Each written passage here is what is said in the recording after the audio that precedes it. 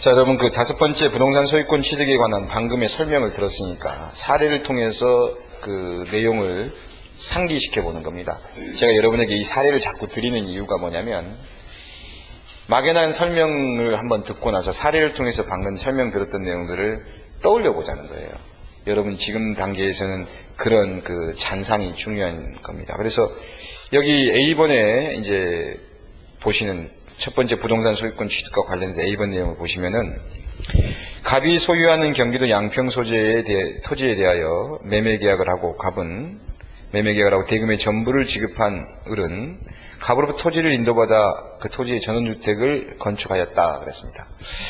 근데 아직 자신의 명의로 소유권의 등기를 하지 않는 상태였다 이렇게 돼 있죠. 자, 여기 보니까 매매 계약은 했고 대금은 줬는데 을 자신의 명의로 소유권의 등기를 했어요, 안 했어요? 안 했죠. 그럼 우리가 지금 방금 배웠던 내용 중에 보면은 소유권을 매매 계약을 통해서 가지려면 뭘 하라 그랬습니까? 등기하라 그랬죠. 그럼 이 상태에서 현재 을은 소유권이라는 걸 가졌습니까? 못 가졌습니까? 못 가진 것이 됩니다.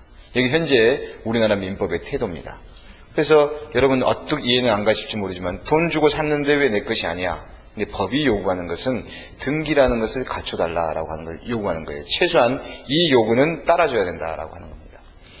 이때 갑은 마침 자신의 이름으로 당의 토지의 소유권 이전등기에 남아있음을 기회 삼아서 이러한 사실을 알지 못하는 병의 토지를 매도한 계약을 한 후에 병명의의 소유권 이전 등기를 해 주었다 그랬습니다. 그렇다면 이제 병은 소유권 이전 등기를 받아갔죠. 그러면은 병은 소유권을 가졌습니까? 못 가졌습니까? 갖게 된 꼴이 돼버립니다. 이것이 나중에 여러분이 기초 단계를 지나서 기본 강의 단계에 들어가면 이른바 이중매매라는 이유로 이 사안을 이제 좀 자세히 배울 겁니다.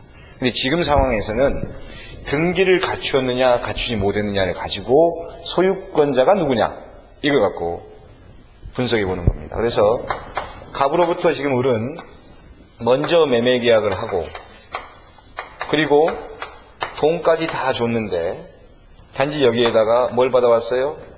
이전만 받아왔죠. 이전이 아니라 토지를 인도받아서 이 건물을 이렇게 지어놨다 그 말입니다. 이 건물을 지어놨는데 이 사람이 소유권 이전 등기를 해주지 않고 소유권 이전필한 서류를 넘겨주지 않고 있다가 병에게 팔아먹었네요.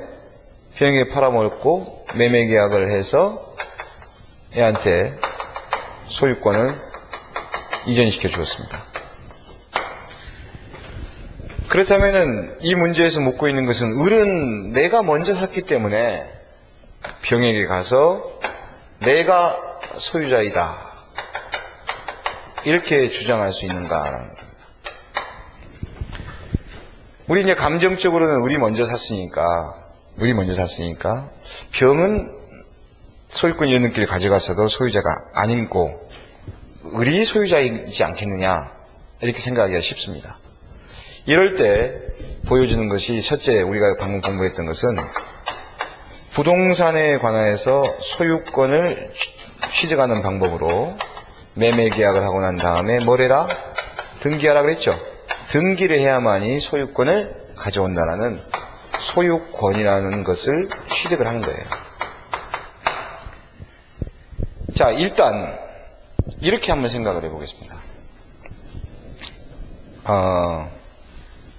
지금부터 한 10년 전 이야기입니다. 이게 우리나라 IMF가 막 시작될 무렵이죠. 그때가. 지금은 이제 결혼하고 시집을 간 제 여동생이 아마 그때가 한 26, 7살 때 이야기입니다.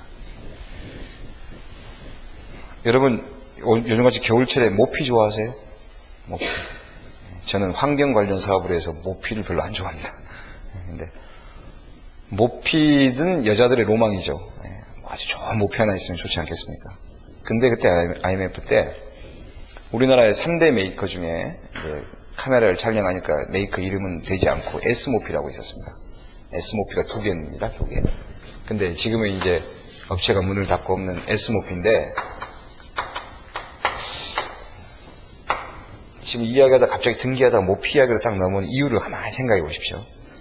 제 이야기 설명 듣고 이 모피 업체에서 모피를 이른바 떨이라 그러죠. 그냥 균일가로 팔았습니다. 어디서 팔았냐면 롯데백화점, 잠실점 가보셨죠? 그 잠실점 밑에 지상 말고 지하철에서 올라가면 트레비스 분수라고 하는 모형 분수를 만들어 놓고 그 앞에서 이제 가끔 할인 행사 내지는 물건을 팝니다. 그때 저는 여자분들이 그렇게 빠르다는 걸 그때 처음 알았습니다. 예. 굉장히 빠르대요, 스피드가. 그 지하철에서 올라오는데 이렇게 모피 파는데 그 핸드마이크, 빨간색 핸드마이크로 그 모피 파는 그 직원 이름 말을 합니다. 여동생이랑 같이 올라오는데, 자, 지금부터 50분에 한해서 무조건 5만 원 해드리겠습니다. 50분에 한해서 50개밖에 없는 거예요. 이게 골라 잡아서 뭐든지 5만 원 해드리겠습니다.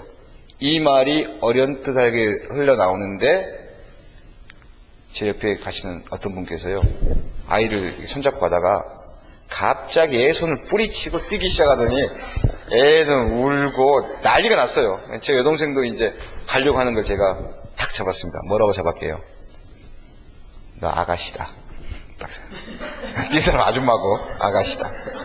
입이 요만큼 나오더라고요. 가자. 그럼 저도 하나 사주고 싶었죠. 5만 원이면 살릴만 하니까. 결국은 못 샀습니다만은. 왜? 늦었기 때문에. 한 걸음 늦어서 못 샀습니다만. 갔습니다. 갔더니 매대가 이렇게 이제 막 쌓여 있는데, 파는 아가씨가 있고 사람들이 이렇게 모여서 막 고르더라고요. 근데 딱 보니까 하얀색 모피, 그때 뭐 토스카나 뭐 무스탕이니 뭐 이런 것들이, 개념은 잘 모르겠지만 그런 이름 붙어 있는 것들이 꽤 있었는데, 제가 보기에도 참 좋아 보이는 것을 누가 집더라고요. 근데 집고, 이제 이 사람도 집고 이 사람도 집고 또 이쪽 사람도 집었어요. 똑같은 옷을요. 같이 딱 집으니까 이쪽에서 이 아줌마가 왜 이래? 내가 먼저 집었잖아. 이런 겁니다. 싸우는 거예요, 한마디로. 이쪽에서 무슨 소리야? 내가 먼저 집었지? 하고 막 둘이 싸웁니다. 근데 결론이 어떻게 떨어진 줄 아십니까? 여기 있던 이분이요. 제가 이제 하도 황당해서, 뭐 남자인 제가 끼어들기 좀 그렇고 이렇게 멀쩡하게 보고 있는데, 지갑을 딱 빼더니 돈을 탁탁탁탁 세더라고요. 5만 원을. 그때 이 잔 주는 거예요. 이렇게 딱 건네줍니다. 그래서 이쪽에 딱 받았습니다. 그랬더니 뭐 드릴까요? 했더니 저거요. 한 방에 끝났습니다. 그러니까 이 파는 아가씨가 아주 막 비껴요. 그냥 뺏어가지고 이쪽에 건네주더라고요. 이쪽은요, 내가 먼저 집었는데. 이걸로 게임이 끝나버렸습니다.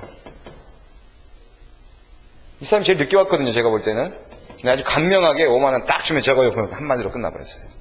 자, 이거를 우리 오늘 공부한 내용을 한번 생각해 보겠습니다. 돈을 주든 안 주든 어떤 순간에 이 사람은 결제를 끝냈고, 그리고 나서 저거요 하면서 내 것이 돼버렸어요. 내 것. 약간 상황은 다르지만 이건 내 것이 돼버렸습니다. 결제 끝냈고 내 것이야. 이건 이제 동사이니까 인도를 받아버리면 끝나는 겁니다. 근데 이쪽은요, 내가 먼저 집었어 라고 하는 단순히 계약상의 우선권만 주장하고 있는 거예요. 그러면 계약한 사람이 우선이냐, 누가 먼저 계약을 했든지 간에 물건을 가져간 사람이 우선이냐, 이 문제가 생겨요. 여기서 보다시피 물건을 가져간 사람이 우선이죠. 이걸 가르쳐 물권이라고 그러는 겁니다. 계약한 사람들은요, 그냥 채권관계에 불과한 거예요. 그래서 이들은요, 일단 자기 앞으로 수중을 놓고 돈 주려고 생각했는데, 이쪽은 돈 줘놓고 수중으로 가져올 생각을 한 거예요. 수중으로. 이쪽이 승리한 거죠. 이 개념이 똑같은 개념이에요. 단지 이제 이건 부동산이기 때문에 내가 가져온다는 개념이 없을 뿐이지, 가져온다는 개념 속에다 등기를 먼저 넣어보시라고요. 가져온다는 개념에다 등기라는 개념을 딱 넣어놓으면은 누가 먼저 계약을 했든지 간에 먼저 등기 친 사람이 장땡인 거예요. 개념 아시겠어요? 그래서 이 사람은 소유권이라는 물건에 관한 권리를 취득한 사람이고, 이 사람은 먼저 계약을 했을지라도 아직 취득을 못한 사람이란 말이에요. 다소 이제 어떻게 이것은 모피 같은 경우는, 동산인 경우는 내 앞으로 가져와야 문제가 있지만은, 부동산은 어때요? 내 앞으로 등기쳐야 되겠죠? 그러니까 먼저 등기 친 사람이 임자라고 말입니다. 이것을 물건과 단순히 계약성이 지어있는 채권과의 싸움을 한다면 그 물건에 대해서 우선권이 있는 사람은 그 물건을 자기 앞으로 가져온 사람일 거예요. 단지 을은 갑에 대해서 왜 너 나한테 돈까지 받아놓고 약속을 안 지켰어? 라고 약속을 안 지킨 것에 대해서 얘한테 책임을 물을 수는 있어요. 그러나 그 물건이 내 것이야 라고 말할 수는 이제 병한테는 없는 거예요. 병이 먼저 그 물건의 등기를 가져가 버렸기 때문입니다. 마치 동사에서 물건을 자기 앞으로 가져온 것처럼 무슨 말씀인지 아시겠습니까? 이것이 물권과 채권이 부딪히면 그 물건에 관한 우선권과 지배권을 주장하는 것은 뭐다? 물건이 우선이다 라는 뜻이에요. 그래서 반드시 등기를 해야 된다라고 하는 겁니다. 물론 우리나라 법 제도와 독일법 제도만 이렇습니다. 프랑스법 제도는요, 등기를 하지 않아도 계약이 완료돼 버리면 소유권을 갖게끔 프랑스 법이라는 제도는 그렇게 만들어놨지만 우리나라 법과 독일법은 등기를 가져와야 소유권을 갖는 것으로 하고 있기 때문에 이 문제에서만 놓고 본다면은 먼저 등기를 한 사람이 소유권을 취득하는 것이다라고 하는 거죠. 여러분 마음속에 이제 이런 생각도 들 겁니다. 우린 여기까지만 배우자면 마음속은 갑은 저건 나쁜 놈 아닌가? 갑 저 녀석에 대해서 무슨 사기죄로 고발할 수 없나? 뭐 이런 식으로 생각이 많이 들 수 있습니다. 근데 이거 한번 생각해 보시겠습니다. 정말 쟤를 사기죄로 넣을 수 있는가? 여러분이 갑이에요 지금. 이 부동산에 대해서, 이 건물에 대해서 2억의 매매 계약을 했습니다. 2억 다 받았어요. 등기 쳐주기 전에 병이 와가지고 5억에 사겠대. 병한테 안 파실 분. 그럼 여러분 다 사기꾼이 될 수 있겠네? 아니란 말이에요. 자본주의 사회에서 돈 더 준다 그러는데 그래 5억 넘기고 얘한테 약속 안 지켰으면 손해배상 해주고 그래 나 너한테 뭐 2억 받았는데 아직 그냥 1억 떼줄게 1억 3억 돌려줄게 그럼 난 또 2억 먹잖아. 그런 생각이 안 들까요? 그럴 수도 있겠죠. 그렇기 때문에 이렇게 이중 매매를 하는 이 갑을 바로 즉석에서 야 사기꾼아 라고 할 수는 없어요. 자본주의 사회에 더 많은 이익을 챙기기 위해서 매매 계약을 했다가 이쪽을 또 팔아먹는 것은 자본주의 질서에서는 미덕이라고 말이에요. 인간적인 감정으로는 나쁜 놈이지만 자본주의 질서는 미덕이죠. 을의 입장에서는 얘가 나쁜 친구지만은 여러분이 갑의 입장에서 보세요. 안 팔 사람 없다고 말입니다. 그런 개념에 놓고 본다면은 바로 그냥 이거 사기죄다. 그럴 수는 없죠. 단 약속을 안 지킨 건 사실이죠. 돈 받았으면 소유권 넘겨주기로 약속을 해놓고 그 약속을 안 지켰으니까 그 약속을 안 지킨 것에 대한 대가는 물어봐야 될 거예요. 그것이 바로 약속을 안 지켰다, 채무를 이행하지 않았다, 채무 불이행 책임을 묻고 손해배상을 요구하고 그래서 손해배상을 받아낼 수 있을지언정 누구로부터? 갑으로부터. 그 물건에 대한 소유권을 자기가 등기하지 않는 이상 주장할 수는 없다. 이 이야기를 한번 생각해 봤습니다. 그래서 여전히 이때 을은 갑으로부터 등기를 갖추지 못했기 때문에 소유권을 취득하지 못한 것이겠다. 그리고 먼저 등기를 갖춘 병만이 소유권을 취득한 것이다. 그래서 을은 병에게 자신이 소유자임을 주장하지 못한다라는 것을 봤습니다. 두 번째 비의 내용 보시죠. 중병으로 고생을 하던 갑은 자신이 생이 얼마 남지 않은 사실을 알고 소유하던 경기도 양평 일대의 토지 1000평과 건물을 아들 을에게만 물려주겠다고 병석에서 말을 한 후 사망하였다. 단순히 말만 했죠. 이것이 진정한 유언입니까? 법적으로 유언이 안 된다 그랬죠. 이후 갑의 딸이었던 병이 평소 아버지 갑을 부양해 왔으므로 자신에게 상속권이 있음을 주장하여 을에 대하여 물려받은 재산의 절반은 자신의 소유임을 주장하고 있다. 타당한가? 타당하다 그랬습니다. 아버지의 이 병석에 하는 말은 유언입니까? 유언이 아닙니까? 유언이 아니다. 따라서 정상적인 유언이 법에 의한 정한 유언이 되지 못했기 때문에 그 다음 뭐가 개입된다? 상속이라는 법률 규정이 개입된다 그랬습니다. 그래서 정답이 된다면 타당하다. 이유는 뭐냐? 유언이 무효이므로 형식을 갖추지 못해서 유언이 무효이므로 이제 법에 규정인 상속이 들어가서 동일한 비율로 딸이었던 병에게도 재산에 관한 상속권이 인정이 된다. 이렇게 여러분이 생각해 두시면 되죠. 그 밑에 이제 공시제도와 공신력에 관한 방금 공부했던 내용을 한번 이 제도를 통해서 떠올려 봅니다. 사촌인 정의의 토지를 관리하던 갑은 정의 해외 이민을 간 것을 이용하여 각종의 서류를 위조한 후에 당의 토지를 자신의 소유 명의로 변경을 하고 이를 을에게 매도한 후 소유권이 넘기를 해 주었다. 그랬습니다. 여기 보면은 이제 여러분이 그 처분권이 있다 없다 이 개념을 떠나서 일단 원래 정이라는 사람의 소유 토지였던 것을 갑이라는 자가 위조라는 수단을 통해서 자기 소유로 소유권으로 등기를 마치고, 자, 위조된 등기죠. 이걸 마치고 누구에게 팔았다? 을에게 매도했다. 이런 상황이 나와 있습니다. 여기서 먼저 우리가 감각적으로 느껴야 될 것은 이 갑이라는 자가 갖고 있는 소유권은 진정 소유권이 아니라고 말이죠.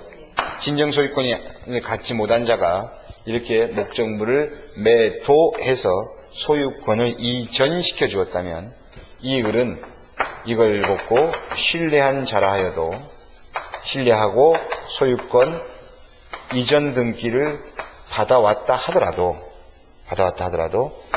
이 사람은 소유권을 가질 수 없을 것이다 라고 하는 것을 우리가 전 시간에 공부했었죠. 자, 이 부분에 대한 이걸 떠올려 보면 얼마 후 귀국한 정이 갑이 위조하여 처분한 사실을 밝혀내고 자신에게 토지의 소유권을 반환할 것을 병에게 요구하였다. 이건 을에게 매도한 후 을이 또 병에게 팔았네요. 그랬죠? 그랬더니 이제 정이 병에게 요구를 하고 있습니다.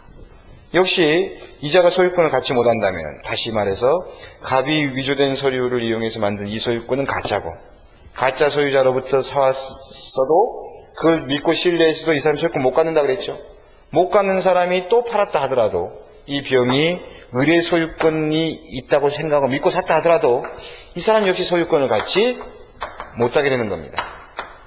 그랬을 때는 진정 소유자가 권리를 가져갈 수밖에 없다.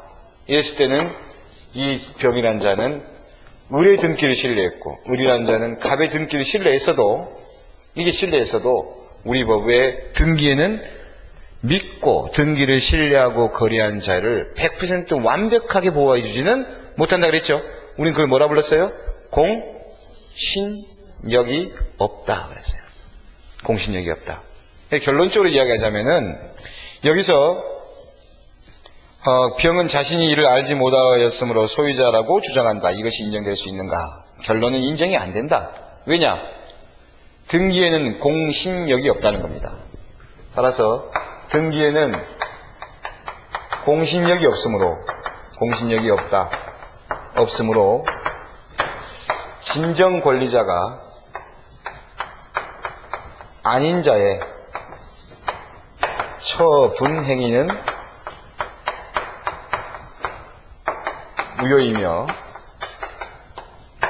무효이며 이 등기를 신뢰하고 취득한 자는 보호받지 못한다. 여러분 마음속에는 여전히 뭔가 찝찝합니다. 여러분 마음속에는 그러면 병 무지하게 억울하다. 세월 벌써 5년이나 흘렀는데 너무너무 억울하다. 그 억울한 마음을 3개월 동안 갖고 계십시오. 여러분 마음속에서 아무튼 뭔가 불합리하고 억울하다 이런 마음을 3개월 동안 갖고 계시면서 추후에 여러분과 제가 이제 공부를 계속 해나가다 보면은 취득시효라는 제도도 배울 것이고 그러면서 다소 그 억울한 마음의 절반 정도는 풀릴 겁니다. 그러나 이것이 우리 법이 갖고 있는 어쩔 수 없는 한계입니다. 한계란 병을 보호해줘 버리면 5년 후에 돌아왔더니 소유권을 잃어버린 이 정은 졸지 알거지가 돼버립니다.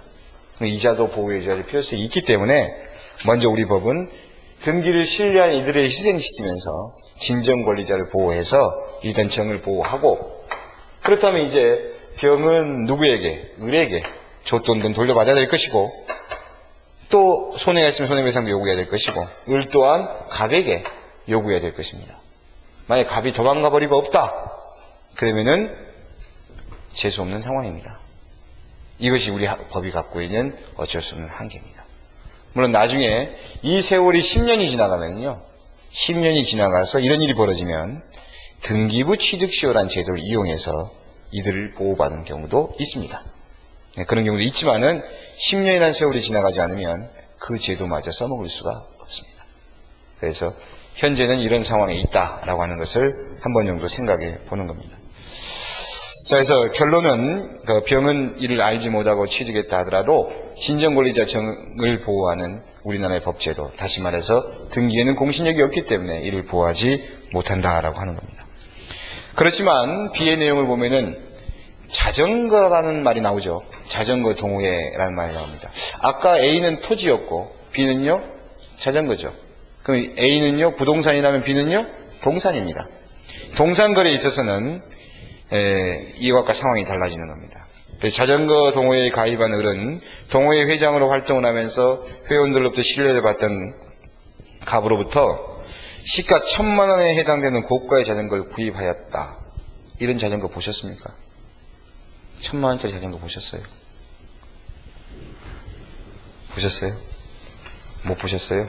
이따가 수업 끝나고 인터넷에 가서 자전거 한번 쳐보십시오. 1,000만 원짜리 자전거 많습니다.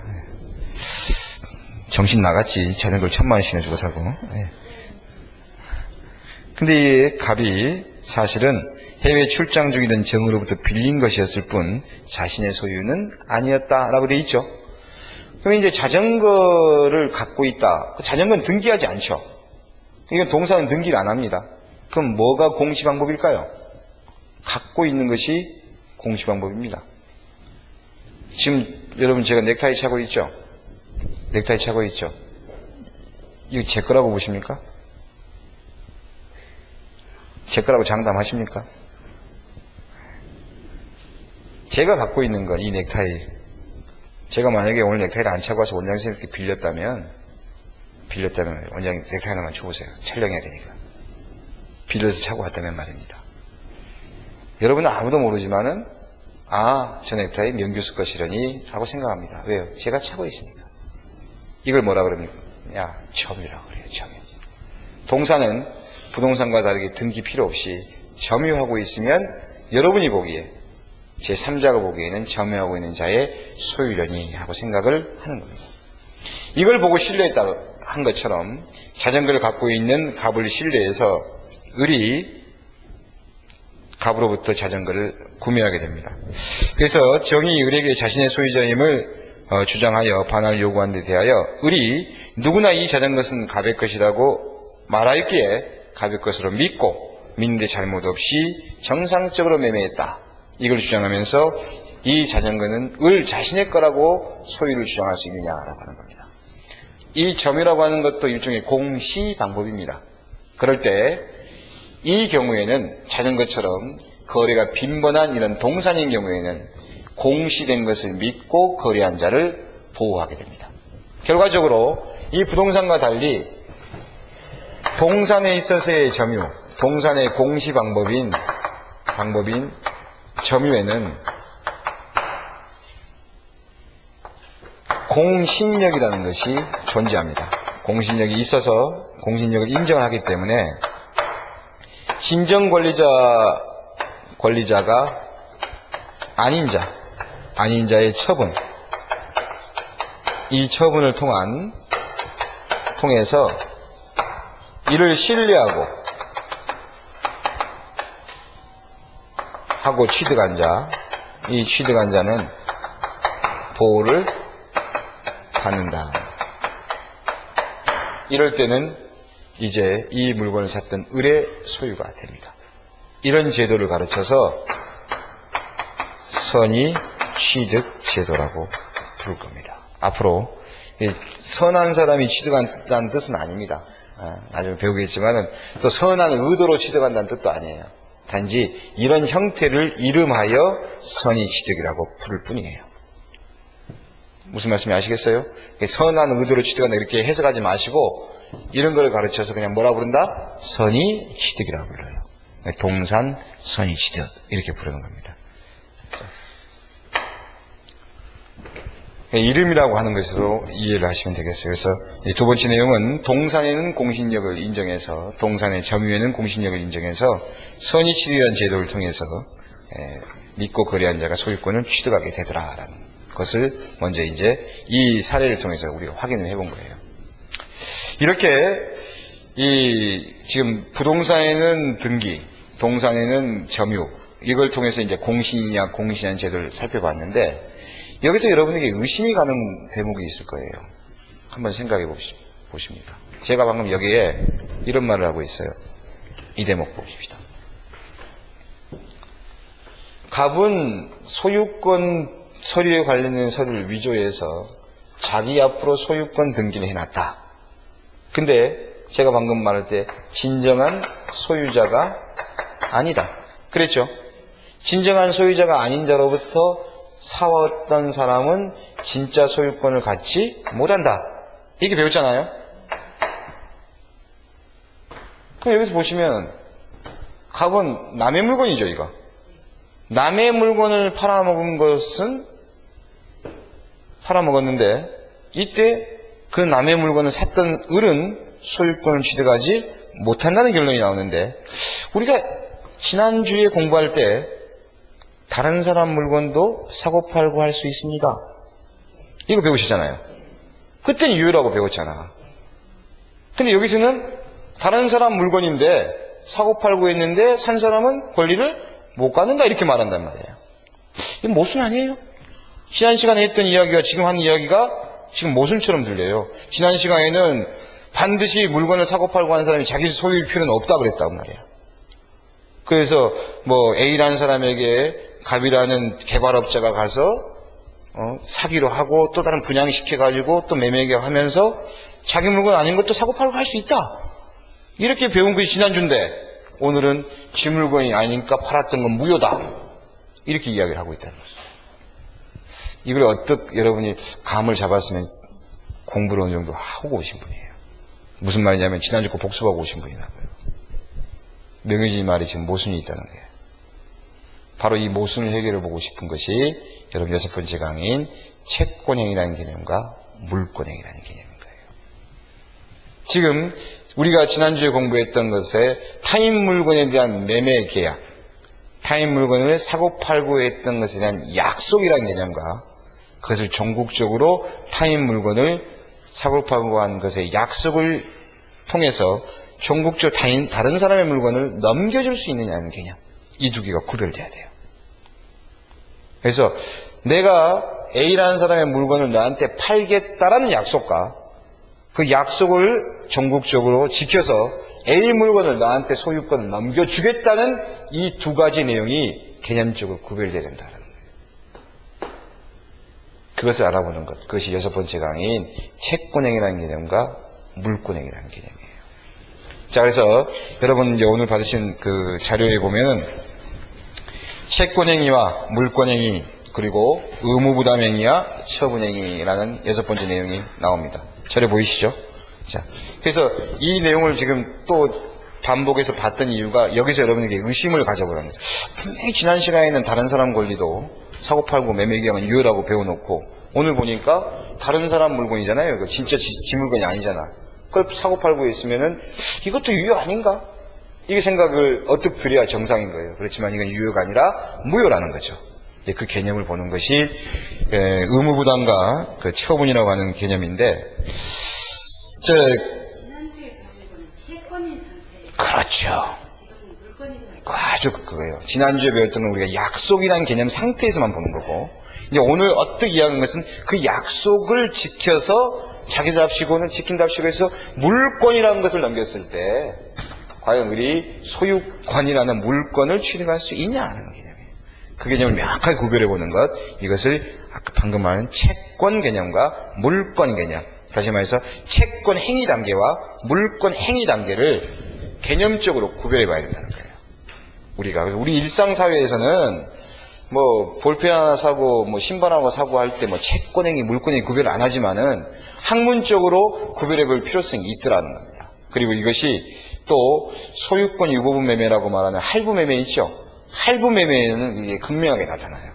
채권행위라는 개념과 물권행위 개념이 극명하게 나타나고, 또 우리가 부동산 거래 같은 경우에 매매계약서를 쓰다 보면은 은연중에 약속했던 행위와 약속을 마지막으로 지키는 이 행위가 별개라는 것이 이제 계약서상에가 면밀하게 보면 그게 보이는 겁니다.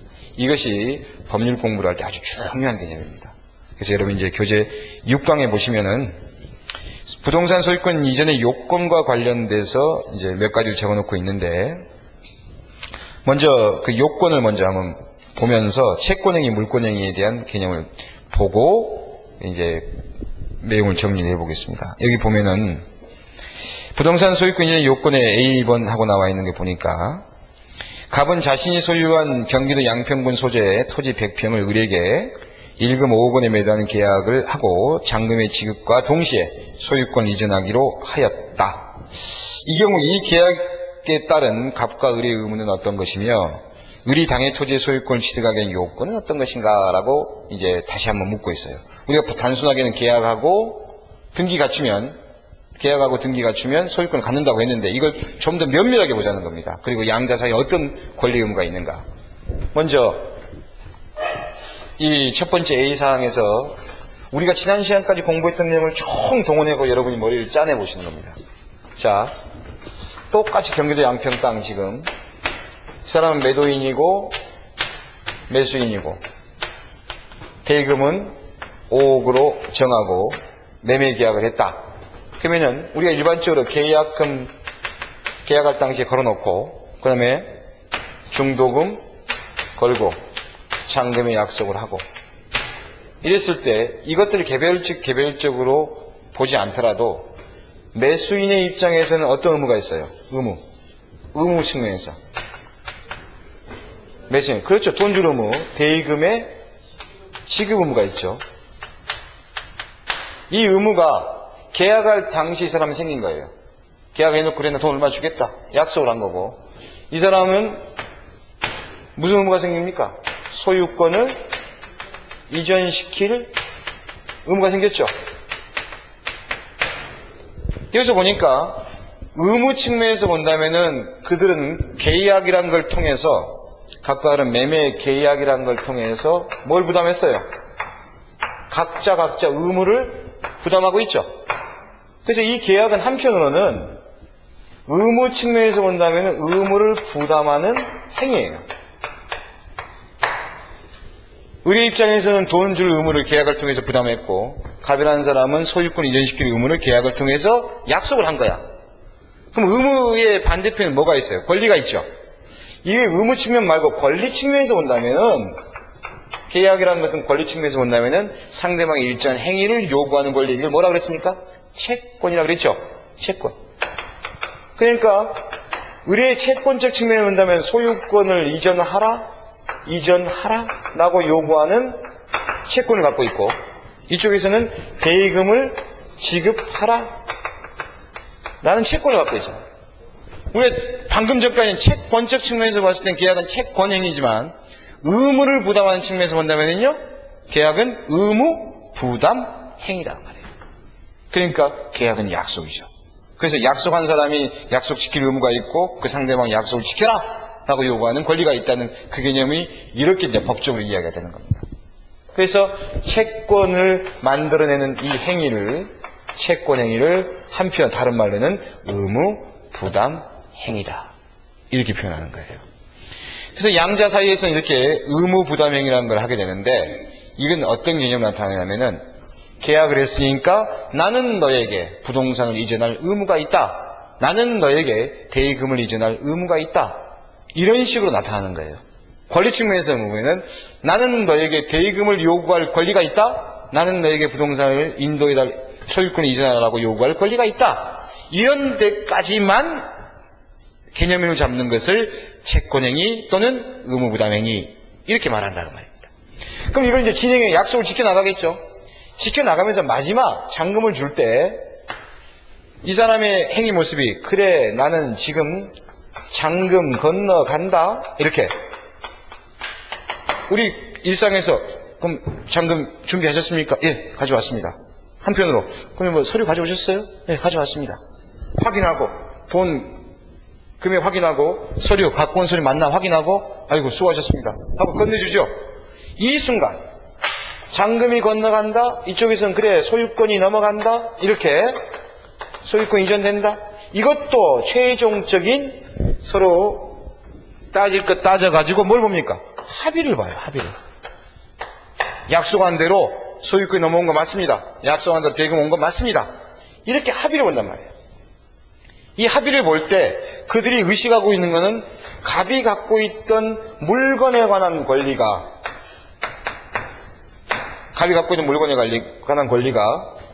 이쪽의 물건에 관한 권리를 어떻게 합니까? 이전되죠. 원래는 갑이 소유권자였다가 이제 갑이 갖고 있는 소유권을 어디로 넘겨요? 을에게 넘기죠. 이게 이전된다는 이 변동, 이게 변동입니다. 변동되고 움직였다가 말이죠. 그 움직인 것에는 합의, 이걸 가르쳐서 물권 행위라고 불러요.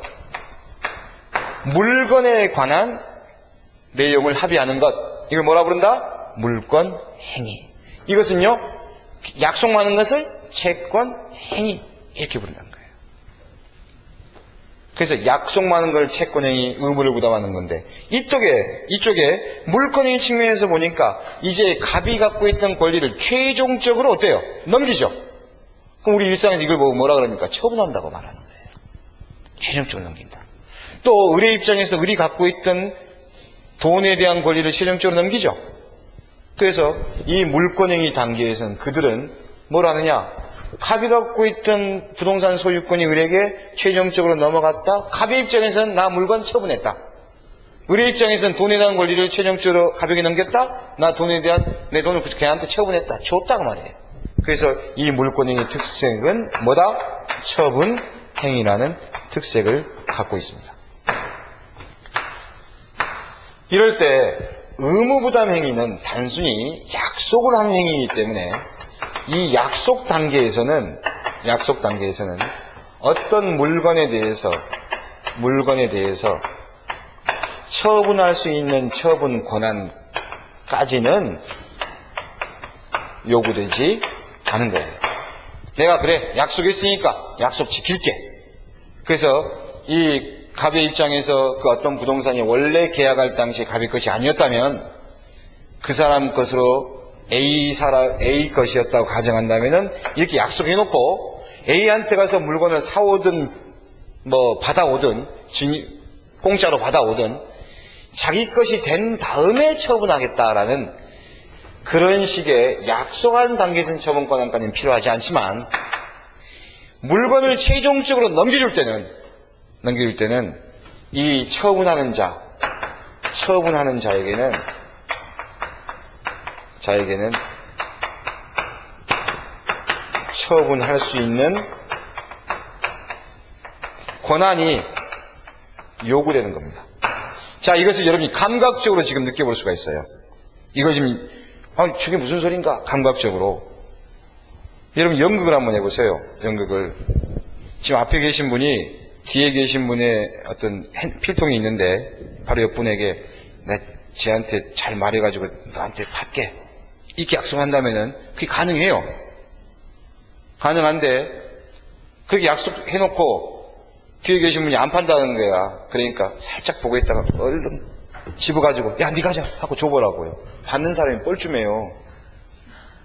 완전히 뻘쭘한 거야. 야 이거 니 것도 아니잖아 이렇게.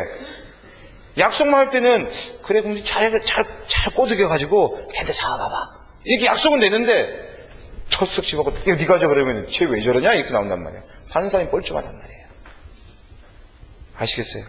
그러니 처분할 수 있는 권한이 없는 사람이 최종적으로 처분할 때는 법은 그걸 허용하지 않는다는 거예요. 법이 허용하지 않는다. 이걸 뭐라고 그러죠? 무효라고. 그래서 다른 사람의 권리, 약속 단계에서는 타인 권리에 대해서 내가 너한테 팔게 라고 하는 약속은 할 수가 있지만 그걸 최종적으로 넘겨준 단계에서는 어떻게 돼요? 반드시 자기가 처분할 수 있는 소유자예요.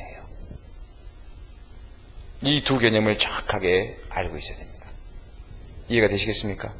그래서 소유자가 아닌 원칙적으로 처분권자는 소유자가 처분권자입니다. 기타 이제 처분권을 따로 주는 여러 가지 경우를 앞으로 배우겠지만 지금 단계에서 원칙적으로 누가 처분권자다? 소유자가 처분권자예요. 그러면은 처분권자 아닌 소유자가 아닌 자가 처분한 행위는 뭐가 된다? 무효가 된다는 거죠. 자, 이해가 되시겠어요? 자, 그러면은 여기서 정리합시다. 결과적으로 처분권자 아닌 자의 처분행위, 처분권자 아닌 자의 처분행위 이렇게 적은 다음에 이렇게 여러분 토를 달아보라고요. 소유자 아닌 자의 소유권 이전행위 이렇게 소유자 아닌 자의 소유권 이전행위 이렇게 토를 달아보시면은 이것은 뭐가 된다? 무효가 된다는 거죠. 자, 여러분 여기서 이제 여러분이 풀어보세요. 해보시는 겁니다. A 부동산을 갑이 위조했다. 근데 갑의 명의로 등기를 했다. 갑의 건가요? 아니다. 지 이름으로 등기가 됐어도 갑의 건 아니다. 왜? 이름 써졌다고 다 지 거냐 하는 거예요. 진정한 원인을 가지고 정상적인 이유를 가지고 가져온 다음에 사온 다음에 또는 받아온 다음에 지 명의로 다 지 거지. 훔쳐서 자기 명의로 만든다고 다 지 거냐? 자기 거 아니다. 이름 써졌다고 다 그 사람 거라고 볼 수는 없다. 그럼 소유자가 아니에요. 간명에 등기되어 있다 그런 사람 소유자가 아니다. 만약에 진짜 소유자 되려면 위조하지 말고 사오든가 받아오든가 그래야 될 거 아니에요. 정당한 원인을 가지고. 소유자 아니다. 소유자 아닌 자가 을에게 매매라는 걸 했다. 이 매매 계약은 어때요? 유효가 되죠? 매매는 유효해요. 근데 매매를 통해서 소유권 넘겨줬다? 소유권 이전했다. 자, 소유권 이전 등기됐어도 이거 을 소유자예요? 아니에요? 아니죠. 이게 진짜 소유자가 아니니까. 그로부터 병행에 넘어갔다. 이게 소유자예요? 아니에요? 소유자 아니죠? 소유자 아닌 자가 또 넘어갔다. 이 매매를 통해서 이 매매 계약은 유효일 수 있어도 소유권이 넘어간 이것은 무효가 된다. 보이십니까? 이거 확인돼야 돼요. 그래서 여기서 무효의 법리를 하나 배울 수가 있네요. 무효는 원칙적으로 처음부터 무효면 끝까지 무효예요. 기억하십시오. 여기서 무효는 처음부터 무효는 끝까지 무효다. 그 무효는 누구나 무효를 주장할 수 있고 누구에게나 무효가 되는 거예요. 여기서 무효 개념 정리하면 무효는 처음부터 무효는 끝까지 무효 됐습니까? 그리고 이 무효는 누구나 주장을 하고 누구에게나 주장한다. 이걸 익혀두십시오. 됐죠? 네. 그래서 우리가 이 무효 개념 한번 입을 올려두시되 이게 왜 무효가 되는구나. 타인 권리에 대한 매매, 약속, 계약은 유효가 되겠지만 최종적으로 권리를 이전시킬 수는 없다. 자기 권리가 된 다음에 이전시켜야 된다. 처분할 수 있는 권한이 된 다음에 소유자가 된 다음에 이전을 시켜야지 소유자가 되지 않은 상태에 이전을 시키면 원칙적으로 그것은 무효다. 아셨죠?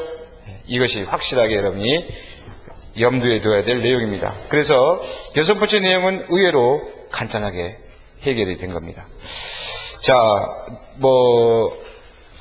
B번 내용 같은 경우에도 자동차의 할부 매매 계약의 내용이 나와 있는데 이 부분은 이제 그 다음 시간에 오늘 배웠던 내용, 오늘 이렇게 배웠던 내용들에 대해서 다시 한번 상기시키는 그런 측면에서 보죠.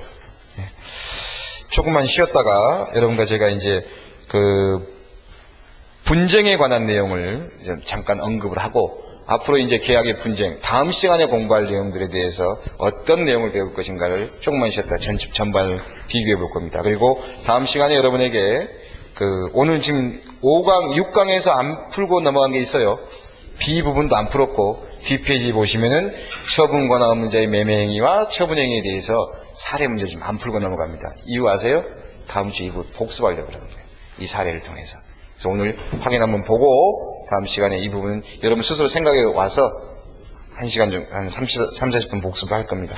조금만 쉬었다가 7번째 강의의 예비 문제, 다음 시간 할 내용을 오늘 이제 한번 어떤 분쟁에 대한 내용을 한번 생각해 봅시다라고 하는 내용을 보려고 다음 시간에 볼 내용을 좀 쉬었다가 보겠습니다. 한 30, 40분만 더 하시죠. 조금만 쉬었다가.